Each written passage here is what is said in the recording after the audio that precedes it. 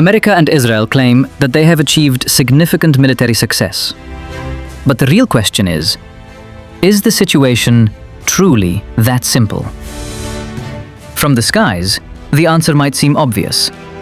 Advanced fighter jets, precision-guided missiles, drones, and sophisticated intelligence networks have allowed America and Israel to strike targets with remarkable effectiveness. To many observers, this looks like a clear demonstration of military superiority. But history has repeatedly shown that military power alone does not always determine the outcome of a conflict. According to many analysts, the most important battleground in this conflict may not be in the skies at all.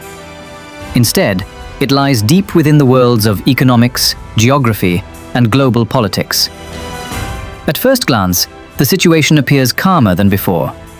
The headlines are less dramatic, and the intensity of the fighting seems reduced. Yet beneath that surface lies a growing sense of uncertainty, because the consequences of this conflict are no longer limited to the battlefield. Its effects are spreading across global energy markets, international trade routes, and the economies of countries far beyond the Middle East. One of the biggest mistakes may be viewing this conflict as simply America and Israel versus Iran. In reality, it appears that two separate wars are being fought at the same time. The first is the visible war, the one everyone sees, the war in the skies. This is where advanced technology, intelligence capabilities, and military firepower dominate the conversation.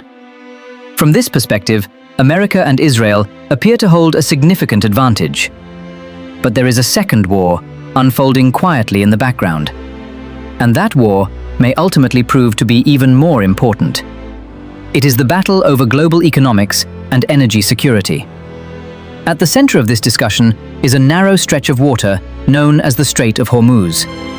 On a map, it may not look particularly impressive. Yet this small maritime corridor serves as one of the most critical energy choke points on Earth. A substantial share of the world's oil and natural gas exports pass through this route.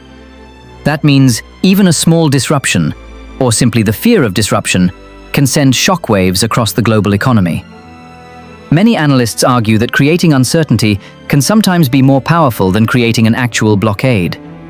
If shipping companies, insurers, investors, and energy traders begin to question the safety of a route, the effects can be immediate.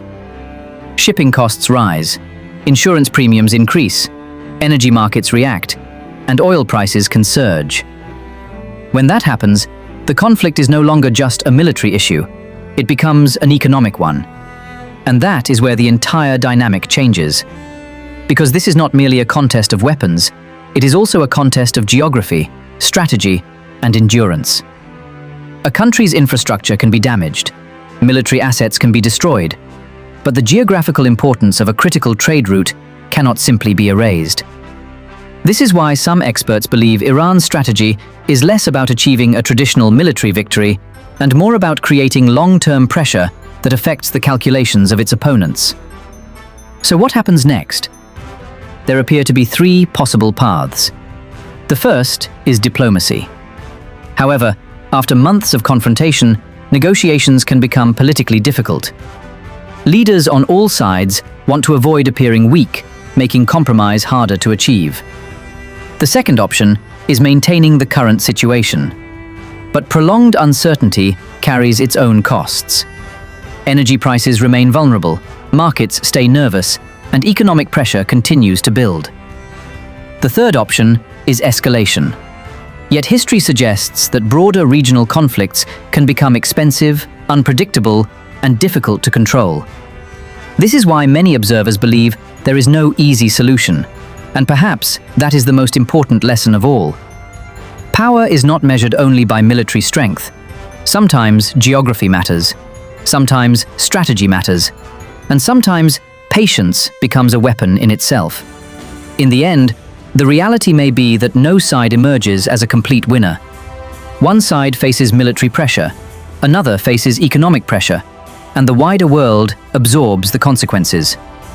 That is why this conflict is no longer just a regional struggle. Its impact reaches global markets, international politics, and the daily lives of millions of people around the world. And until a lasting solution is found, the question remains open.